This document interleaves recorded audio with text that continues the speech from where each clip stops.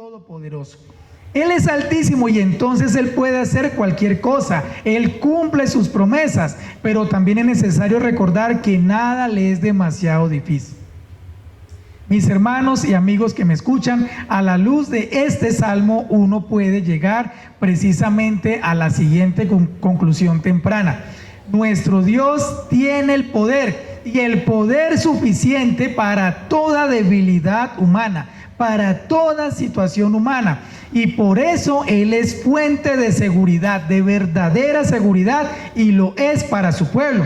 Usted también percibe con este salmo que nuestro Dios es excluyente. Usted dirá, eso es injusto. No, Él está diciendo, yo soy la protección, soy la seguridad para aquellos que se ponen bajo mi cobertura, para aquellos que vienen y se refugian en mí. Y recuerden, el Salmo no está diciendo que nos está evitando que lleguen situaciones como a otros que no son creyentes o que no confían en Dios, que también le llegan.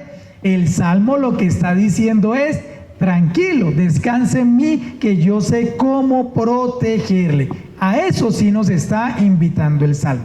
Entonces, el testimonio del salmista se convierte a su vez en un desafío para todo aquel que lo está leyendo. Y esto sí que me daba risa mientras yo preparaba la predicación. Porque si esto se convierte para mí en un testimonio, y en los 90, en los 80, usábamos las Biblias abiertas en el Salmo 91, entonces el que la leía decía, uy, estoy protegido en Dios, o Dios es el que me protege. ¿Se imagina entonces que por allá un maleficio estuviera precisamente leyendo eso? Eso no tenía lógica. El llamado era para el dueño de la Biblia, que se aferrara precisamente a esta promesa de seguridad. Qué pesar todo el que se la perdió. Es un desafío que nos hace. Todo el que lea las palabras de este testimonio, de este salmo, sabe precisamente que nuestro Dios tiene poder y que lo posee en toda situación o circunstancia. Y la pregunta que también nos hace inmediatamente el Salmo en los versículos 1 y 2 es, ¿lo crees? ¿Crees que Dios tiene el poder para guardarte? ¿Crees que a Dios no lo limita ni el tiempo, ni las circunstancias, ni las paredes, ni las distancias para brindarte la seguridad que necesitas? ¿Lo crees? Ya lo sabes. ¿Ahora lo crees? Y si verdaderamente lo crees, debemos dar el paso entonces de dejar nuestra seguridad en sus manos. Ahí sí está el problema. Una cosa es conocerlo, otra cosa es creerlo. Y el resultado de creer es, entonces descanse. Déjele la seguridad suya en manos del Dios Todopoderoso. A ver, ese es el desafío que nos hace. Le estoy diciendo que Él es poderoso, créalo.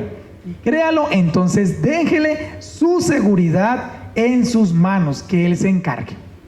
Que Él se encargue de intervenir, que, Él se encargue de resolver. Permita precisamente que Él le muestre el alcance de su dominio sobre todo momento o circunstancia para que experimentemos su refugio.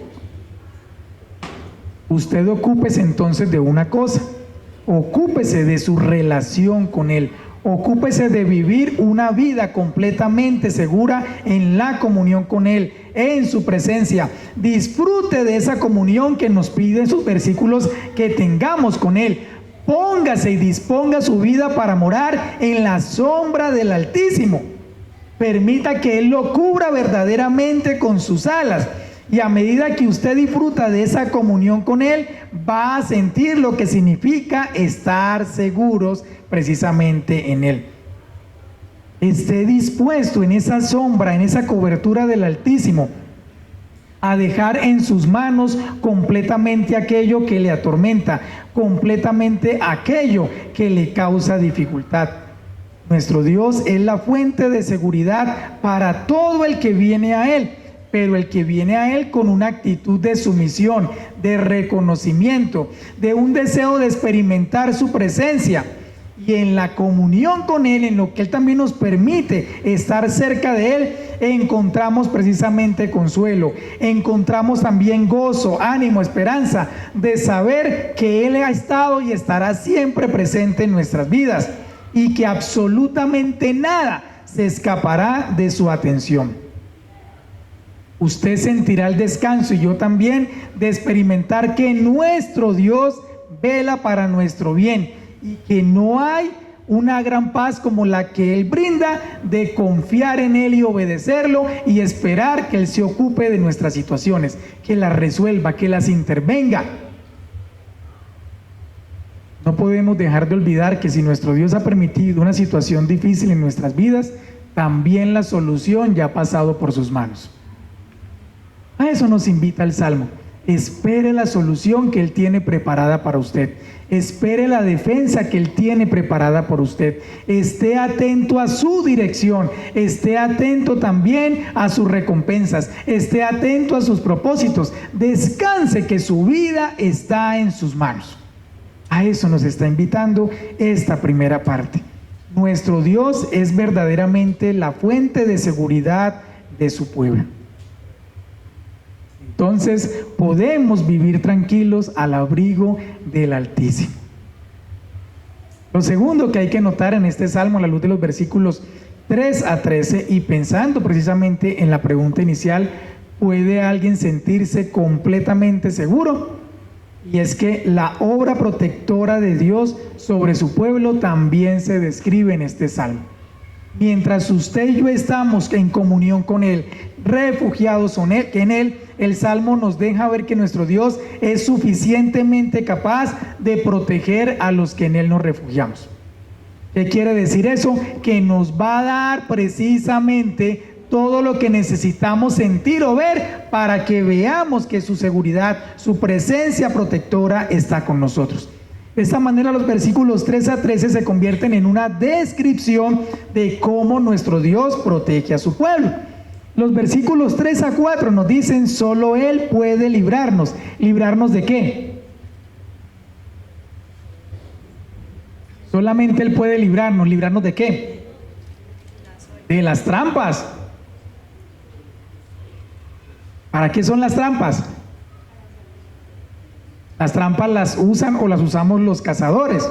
Los cazadores de aves y los que cazamos ratones, ¿cierto? No hemos cazado nada más en la vida y no ratones. Y eso, se nos ríen en la cara, ¿cierto? Esos sinvergüenzas.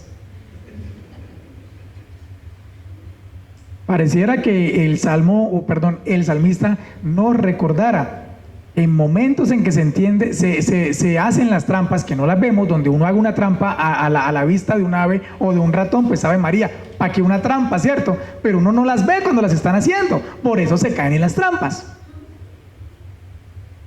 Nos recuerda que somos indefensos y tontos, ¿cierto? Somos indefensos y tontos. Por muy avispado que sea un ratón, termina cayendo en una buena trampa. Indefensos y tontos. No tendremos quien nos avise, que nos cuenten precisamente. Las trampas se usan para poder tener en nuestras manos lo que necesitamos tener como un ave y poderla conservar, algunos consumir o sencillamente como los roedores quitarlos del camino. Para eso es que se ponen las trampas.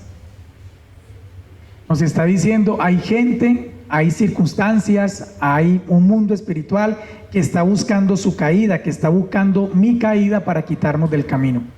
Eso está pasando y usted ni yo ni siquiera lo percibimos, pero eso está pasando. Lo bonito del Salmo también que nos dice es, oiga, estás seguro en Él, solo Él puede librarte, ¿cierto? Solo Él tiene la capacidad de librarte de esas trampas, del diablo y sus agentes que a menudo piensan y obran como hace ese cazador. No obstante, tenemos la tranquilidad que nuestro Dios nunca permitirá que nuestras vidas corran la suerte o el deseo de los que nos tienden las trampas. Usted dirá, ¿por qué me dejó caer? Podemos recordar un poquito con la vida de Daniel. Daniel tuvo que llegar por trampas hasta un foso de leones, ¿cierto? Pero sus enemigos le tendieron trampas para sacarlo del camino. Y él no estuvo pendiente de qué me estarán haciendo, qué estarán hablando, qué estarán contando, qué me estarán por allá enredando. Él se dedicó a orar. Y la única forma de quitarlo tenía que ver con su fe. Quitarlo del camino es con su fe. Como él no va a dejar de orar, hagamos esto. Hagamos esta trampa para que caiga y por fin desaparezca y nos deje en paz para ser todo como se nos da la gana, y según nuestro pecado y nuestros malos caminos. Y aparentemente él cayó en la trampa, ¿cierto? Y alcanzó las consecuencias de la trampa, pero ¿quién terminó librándolo de la trampa? ¿Y de qué manera? Él se dedicó ¿a qué? A estar o a poner su mirada o a estar enfocado en el Señor. Los versículos 5 a 8 nos muestran la otra obra protectora de nuestro Dios. Una es externa. Él te librará, Él nos libra, ¿cierto? En lo que compete de afuera y que no sabemos cómo se maneja, ni qué está aconteciendo, ni cómo funciona, pero Él nos libra. Lo que nos vaya a acontecer, Él tiene el poder de librarnos. No dijo evitar la trampa, librar de la trampa, ¿cierto? Eso lo está diciendo ahí. Versículos 5 a 8, no temerás.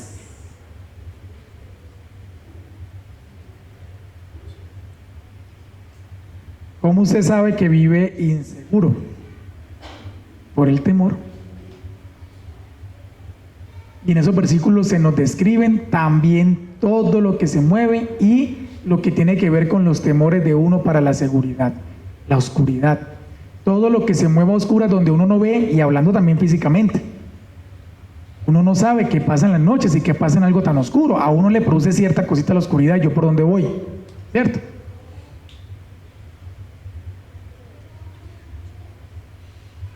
En la oscuridad no temerás al terror nocturno, ¿cierto? Nos dice. Perdón nuevamente.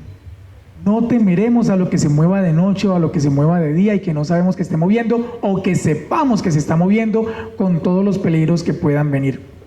Mire lo que hace el Señor en nosotros, nuestro Dios protector. Él llena el corazón de nosotros, sus hijos, de fuerza, de ánimo, de confianza, para que caminemos precisamente con la mirada puesta en Él ante todo peligro de destrucción. Por eso habla aquí de peligros, pero también que podría venir en todo tipo de circunstancia. Es decir, para todo lo que a nosotros se nos pueda presentar en términos de ese terror de la noche, de la flecha que vuela de día, de la peste que acecha, de la sombra en la plaga, todo lo que se pueda venir, de la manera como quiera llegar, hasta disfrazado, sonriente, bien maquilladito, nuestro Dios es capaz de desbaratarlo y defenderlo a usted de eso.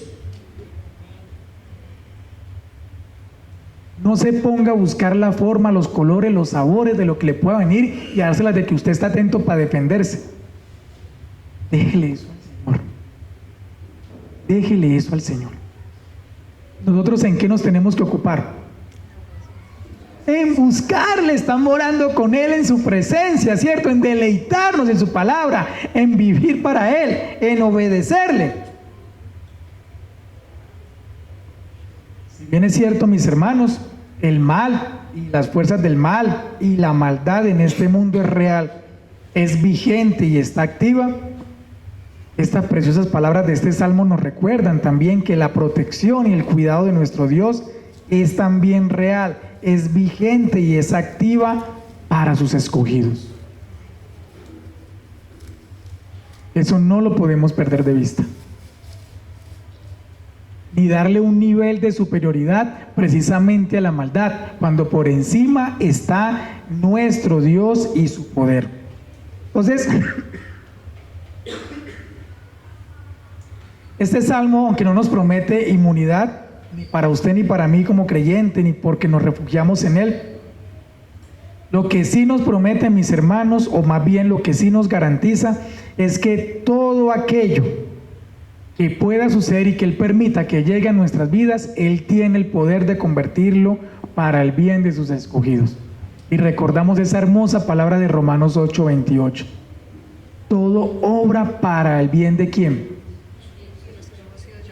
De los que hemos sido llamados por Él, por medio de Cristo Jesús.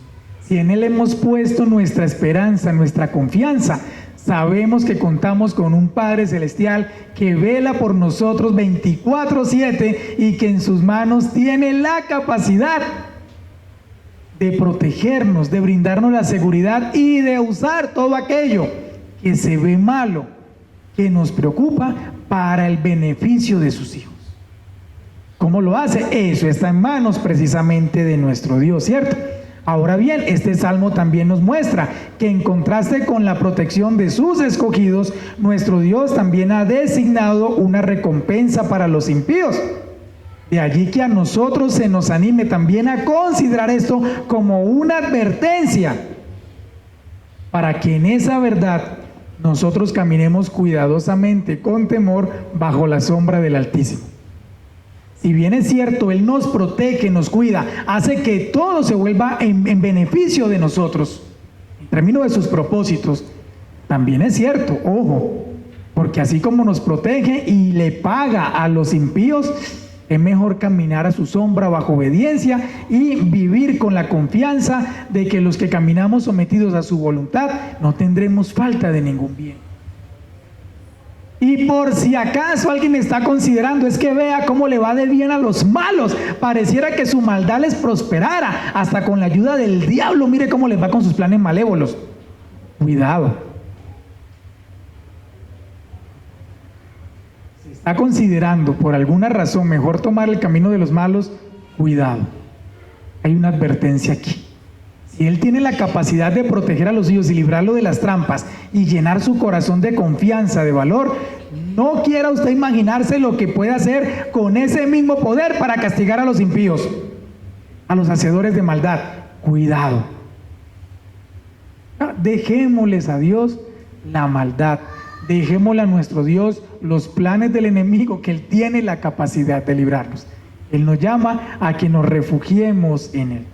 Y pasando también en esta obra protectora por los versículos 9 a 13, se nos muestra también que solo nuestro Dios es capaz de evitar que seamos presa del terror. No estamos exentos de vernos enfrentados a situaciones difíciles de calamidad. Estamos viviendo algunas, hemos pasado por algunas, pero también podemos testificar que nuestro Dios nos ha guardado de entrar en pánico y de reaccionar de acuerdo a esas calamidades, incluso como muchos lo hacen sin esperanza, hasta quitándose la vida o cometiendo locuras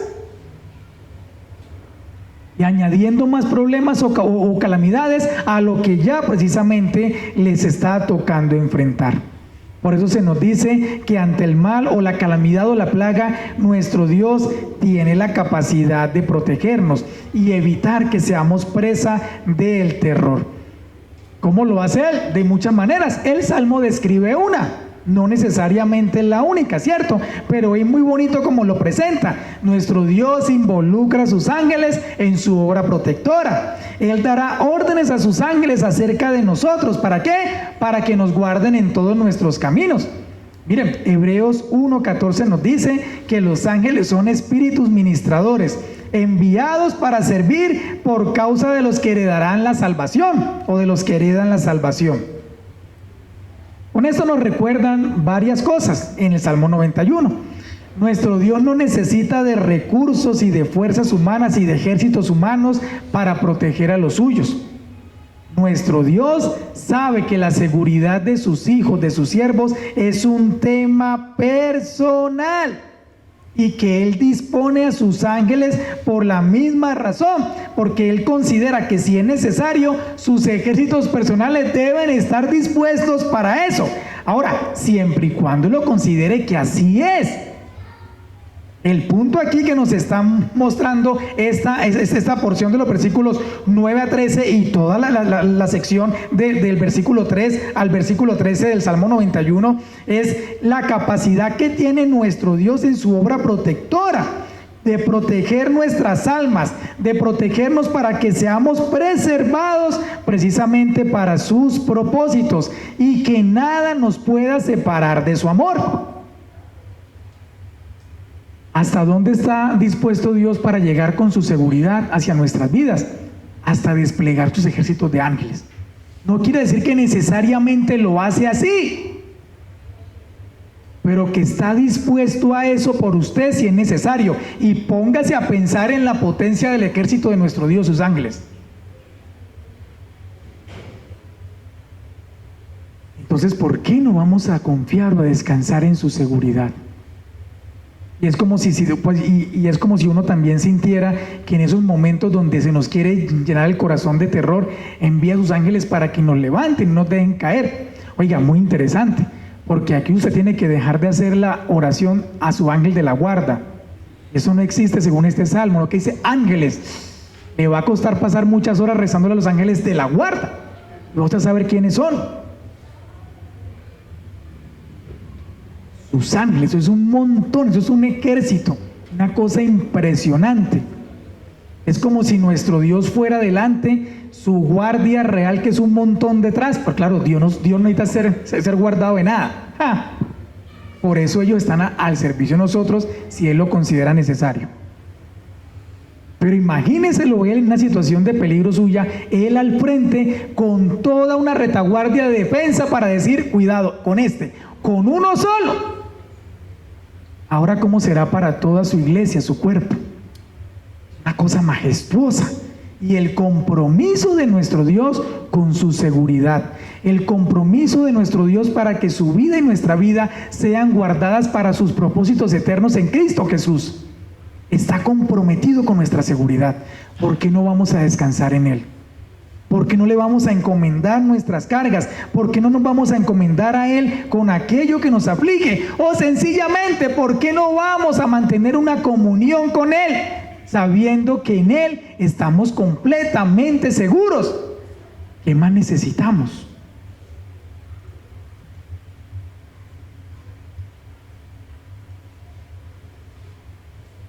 Los versículos 11 y 12 tienen que ver con los ángeles. Fueron usados por Satanás el día de la tentación a nuestro Señor. Le dijo, lánzate de aquí arriba, de ese pináculo por allá al templo, lánzate, lánzate. ¿Cierto? Era la segunda propuesta tentadora. Vamos a ver qué tanto confías en la palabra de nuestro Dios. Claro que la tentación no iba por ahí. Lánzate para que me envíe sus ángeles, Él lo dice, la palabra. A ver usted quién es verdad que Él le manda a sus ángeles. ¿Usted cree en eso? Entonces láncese para que sus ángeles te lleven, te levanten, no te permitan tropezar, te protejan en la caída. Ese montón de ángeles que dice que te va a mandar. Antes de mencionar lo que el Señor le responde, tenemos que recordar que la tentación no era que Dios lo guardara o no lo guardara el Padre. La tentación es que al lanzarse del pináculo del templo, ustedes saben que era el templo, era el centro de la vida de ese pueblo. Usted se imagina cómo estaría atestado de gente, por cualquier razón. Las zonas alrededor del templo, cómo estarían atestadas de gente. Entonces, ¿qué estaba buscando allí Satanás? Al tentarlo, hazte famoso de una vez, que las multitudes te sigan. Para eso viniste. Entonces, que te conozca todo el mundo y que te sigan, ahora sí. Y resulta que esa no era el camino para la fama de nuestro Dios. Nuestro Dios iba a ser famoso. El Dios encarnado iba a ser famoso, nuestro Señor Jesucristo. Claro que sí. E iba a tener seguidores, claro que sí. Pero el camino era la cruz, no el lanzarse del pináculo del templo. Porque esa era la voluntad del Padre, así debía ser, y no como Él estaba proponiendo. Entonces le dijo, lánzate, claro, todo el mundo te va a ver, y además te van a ver con los ángeles desplegados sosteniéndote. Y yo, Y ahí mismo que le responde el Señor, no tentarás, ¿cierto?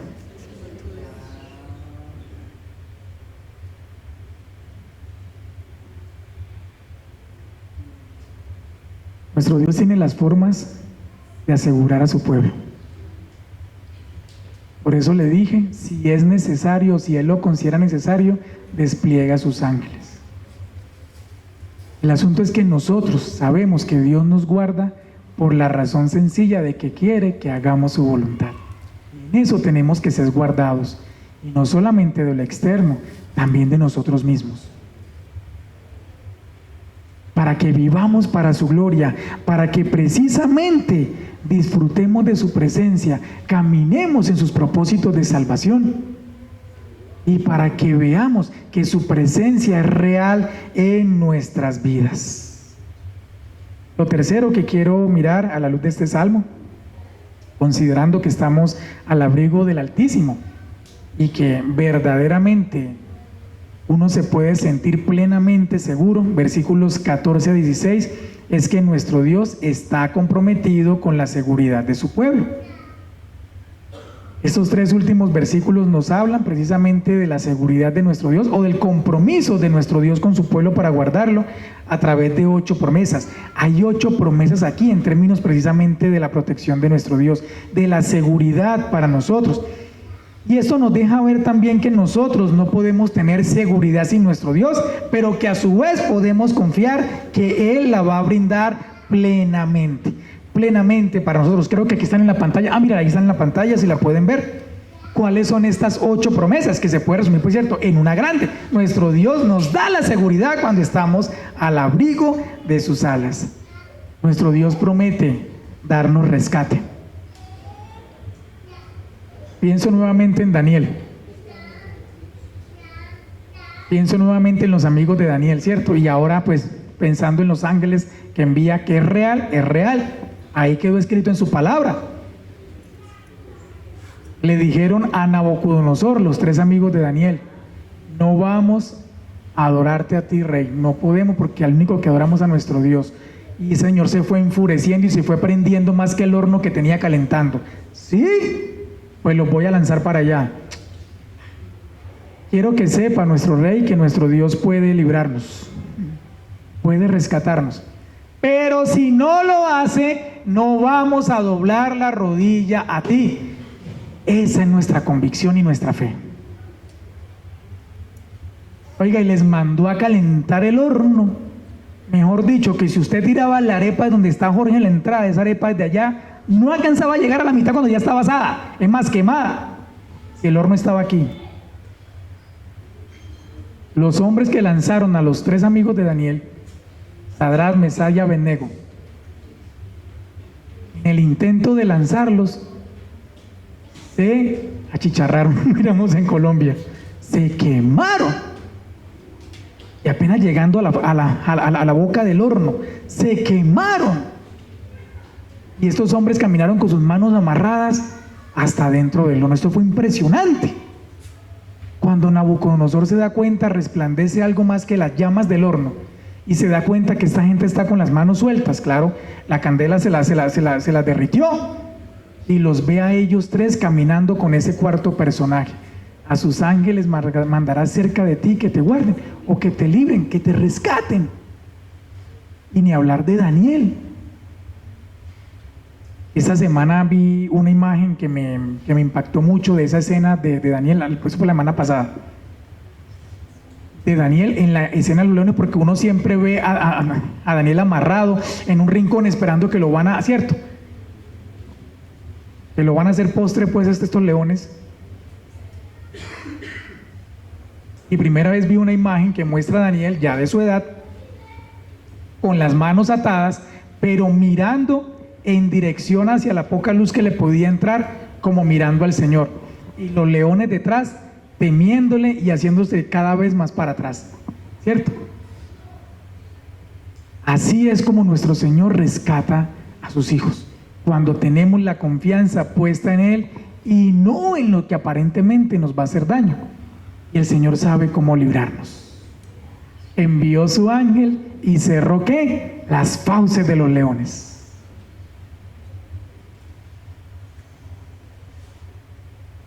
Los libró de la misma trampa, y qué trampas tan perversas, pero de allí los sacó. Y Él promete a usted y a mí también rescatarnos. Dice también que nos dará protección. Dice también que contestará nuestras oraciones. O sea, que nos escucha, que nos va a estar escuchando continuamente conforme le hablemos. Dice que nos dará compañía en la necesidad. Ahí lo dice en el versículo: estaré con Él en momentos de angustia.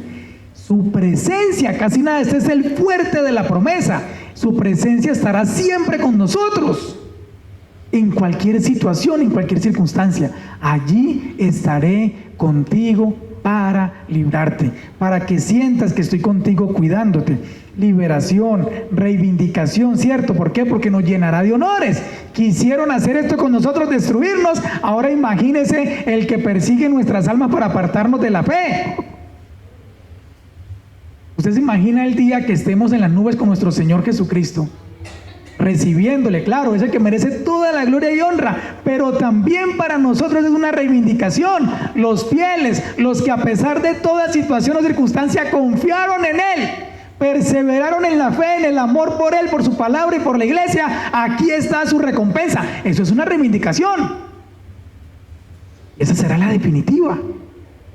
Aunque en nuestros días nos toque ver la que nuestro Dios tiene preparada para nosotros, para los que nos ponemos al abrigo de sus alas, al abrigo del Altísimo. Pero también realización personal. Lo saciaré, lo colmaré con muchos años de vida. ¿Para qué? Para ver su bondad. Ahora, eso no está diciendo que vamos a vivir 120 años. No está diciendo eso. Los años que Él tenga preparado para nosotros de vida en esta existencia como la conocemos serán suficientes para que veamos su obra en nuestras vidas y sus propósitos cumplidos en nosotros. Y el gozo de la salvación. Eso que nada ni nadie nos puede robar porque Él es el que lo da. Con el que usted puede estar tranquilo, agradecido, caminando firme en Él. 8 promesas que nos recuerdan cómo Dios obra en nosotros y qué está dispuesto a hacer en nuestras vidas en tiempos de dificultad.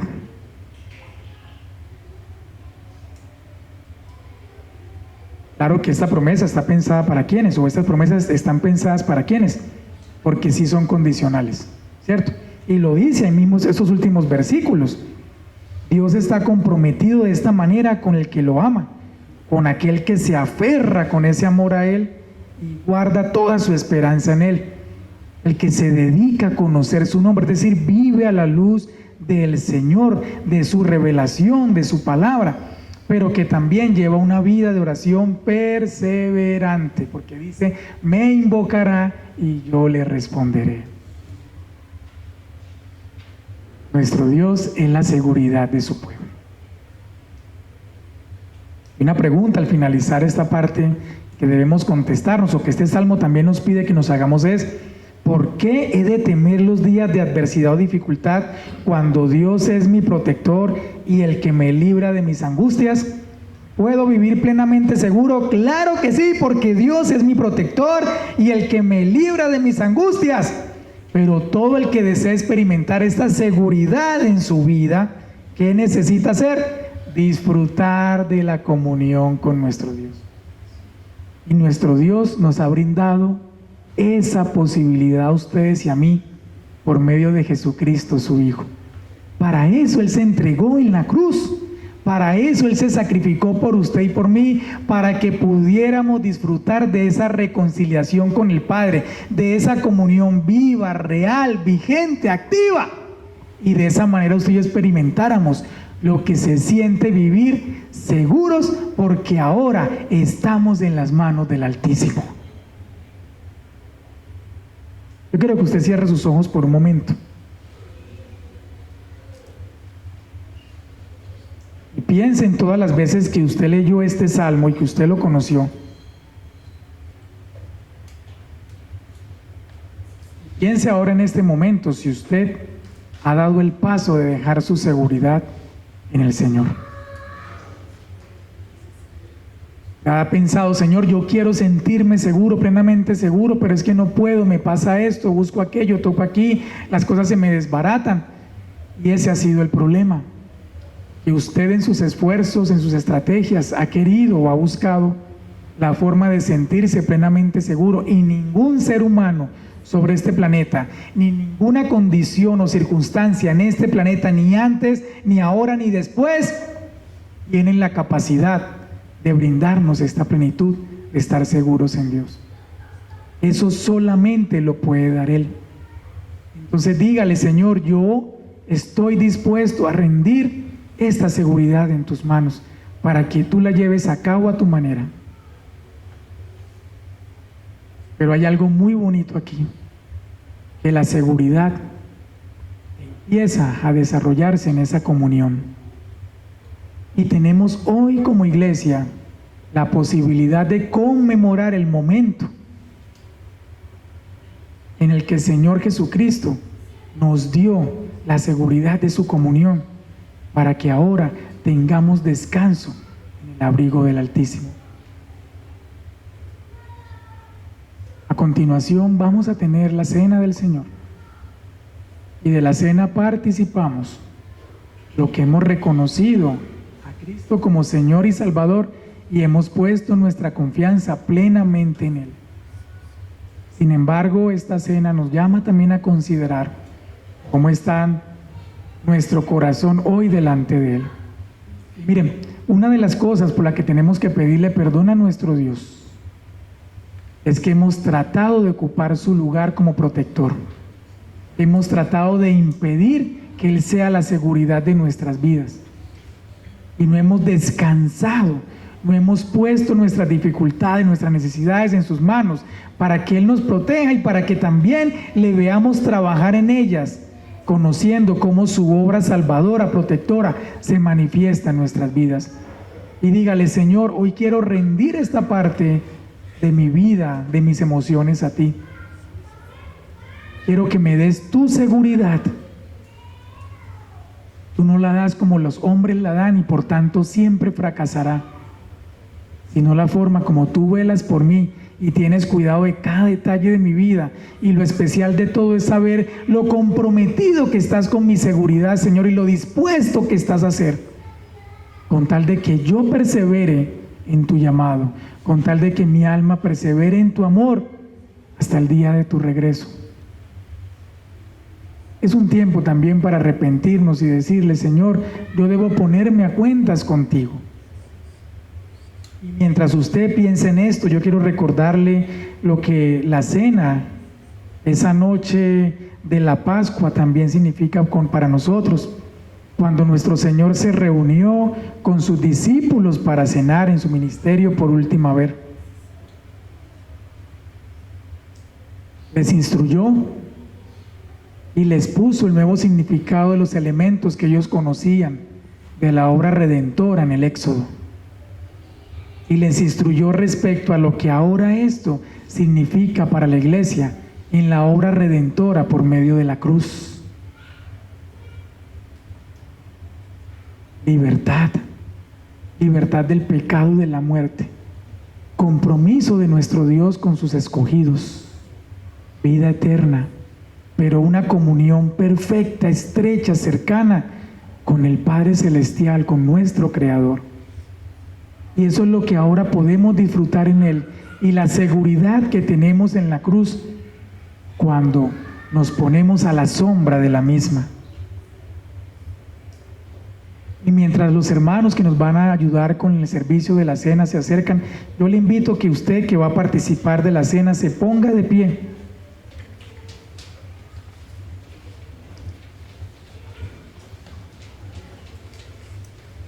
y empiece a darle gracias a nuestro Dios, porque Él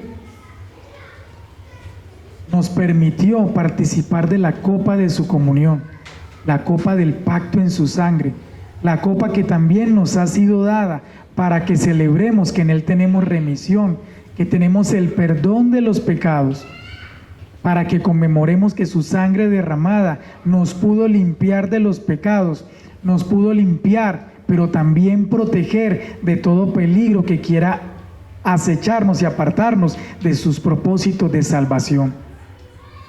De su sangre que precisamente ahora nos declara justos y nos hace vivir con seguridad delante de nuestro Dios y confiar que contamos con la seguridad de nuestro Dios en toda circunstancia o situación hasta la eternidad. Mientras nuestras hermanas aquí presentes pasan por sus puestos entregándole los elementos de la cena, yo le invito a que nos esperemos unos a los otros y pensemos en la comunión segura que tenemos en Él y en el descanso de vivir a la sombra de su obra redentora.